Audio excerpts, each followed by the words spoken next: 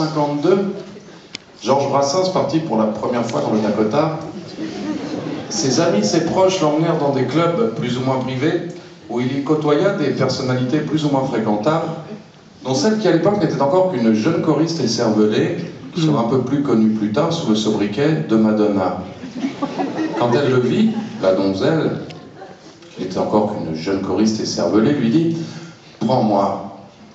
Et là, il accepta. De leur union naquit celui que l'on nomme encore le fils de la levrette illégitime entre Georges Brassens et Madonna de 1952 dans le Dakota, dont je vais vous interpréter un très très court extrait de ce qui fut et restera son seul et unique tuba. C'est une chanson décemment intitulée Comme une vierge, et c'est une chanson de Georges Brassens.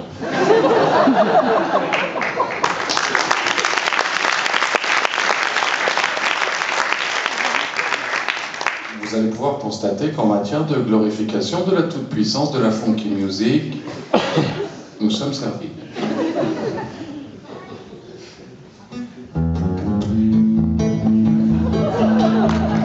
Alors, je sens que vous avez très envie de battre des mains de façon arythmique sur cette rythmique. Je vous invite à ne pas le faire.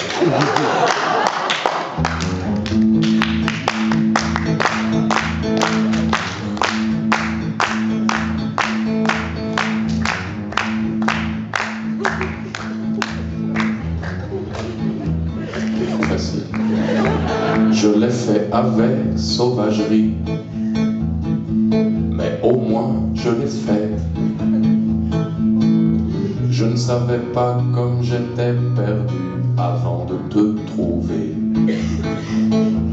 Abattu et maussade, je le fus. J'étais triste et bleu, mais tu m'as fait sentir. Oui, tu m'as fait me sentir rayonnante et nouvelle, comme une vierge, touchée pour la toute première fois. Oui, comme une vierge, quand ton cœur bat contre moi. Oh, oh, oh, oh. Oh, oh, oh, oh. Je te donnerai tout mon amour, mes craintes disparaissent. J'ai tout gardé pour toi, qu'un seul l'amour m'intéresse. Tu es gentille et tu m'aimes, rends-moi forte. Oh, tu me rends chaude et ton amour a transpercé. Oui, ton amour a transpercé mon cœur frêle et bouillant. Alors là, si vous voulez taper des mains, par exemple, vous pouvez le faire. Comme une vierge, touchée pour la toute première fois. Oui, comme une vierge, quand ton cœur bat contre moi. Oh, oh, oh, oh. Oh, oh, oh, oh. Oh, oh, oh, oh. Oh, oh, oh, oh.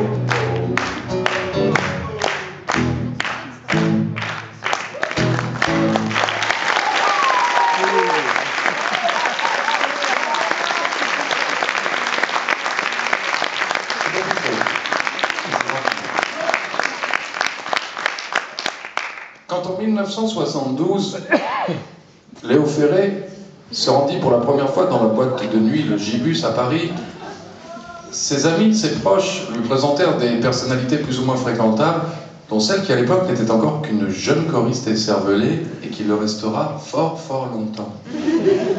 Quand elle le vit, la donzelle, qui n'était encore qu'une jeune choriste écervelée, fascinée par ses cheveux, lui dit « Prends-moi ».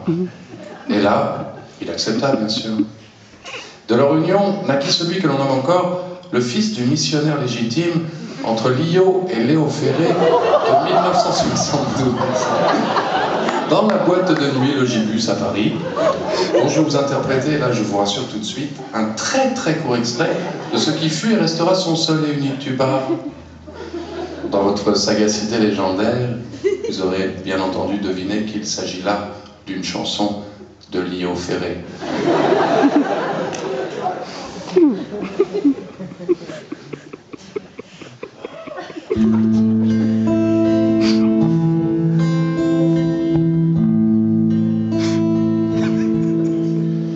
C'est le dessert que c'est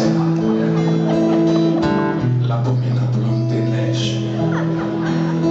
Bananana! Bananana! Banana! Speed.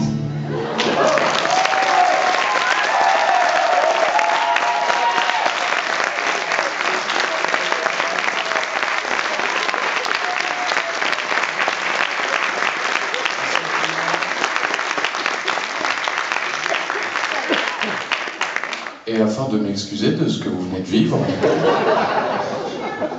je vais vous interpréter une toute dernière chanson, une ultime chanson de mon cru, dont j'ai coutume de préciser, de par le caractère un peu explicite du texte, qu'elle n'est pas précisément destinée aux enfants. Aussi, s'il y a des enfants dans cette salle, eh bien, qu'ils mûrissent.